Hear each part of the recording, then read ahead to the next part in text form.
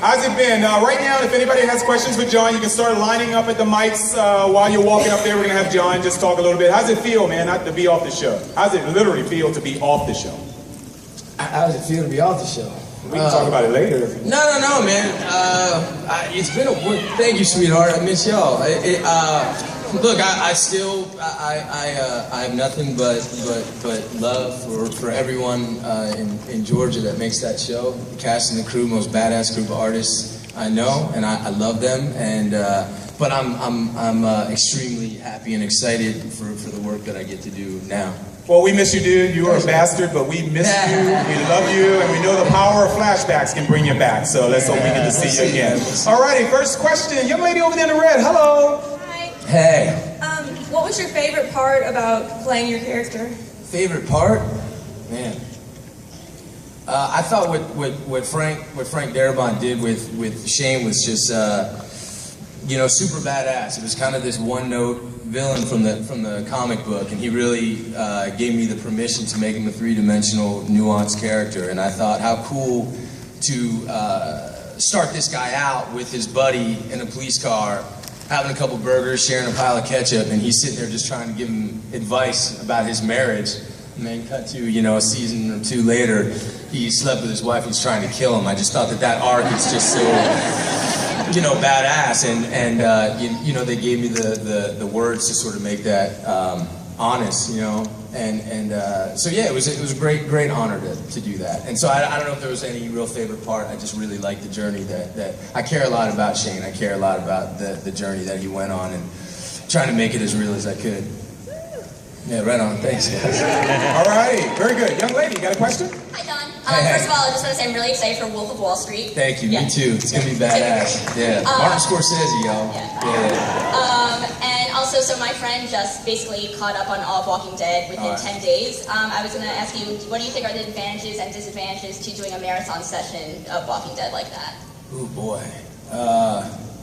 Advantages and disadvantages. I mean, I guess it's kind of cool to wait and get it in doses, I guess. But I mean, I also think that commercials suck, and so and I think Frank really set out when he was doing the show to make. I think if you look, especially at season 1, with just 6 episodes, they were really like 6 completely different movies, different styles. They took place in completely different places.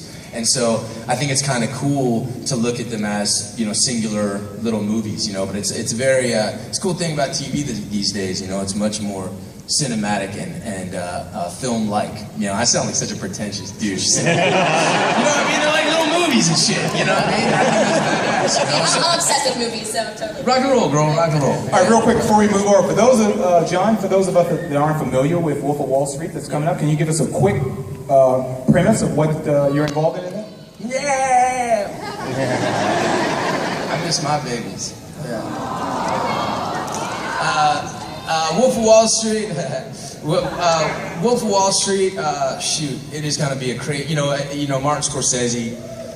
He's the man, and it's such an honor to work with him and Leonardo DiCaprio and he's Leo, man. This is gonna be a badass movie. If you guys like Goodfellas and if you like just the classic New York kind of, you rise, like a crazy rise of this guy's life where it's just, kind of like Goodfellas, and then it all just comes shattering down. It's just that classic kind of Scorsese structure and an amazing cast. It's such a fun thing to work on. And, I got the real honor of working again with one of my heroes, with Mr. Scorsese. And then I went right from that to this movie Grudge Match with Robert De Niro, where I play his son.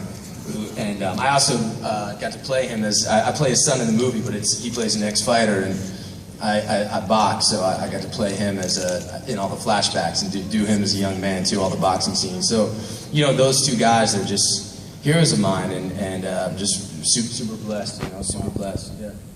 This guy was big before Walking Dead, big during Walking Dead. He's going to be even bigger into his next movie. So we're going to keep our eyes on you, buddy. I'm going to keep my eyes on you, man.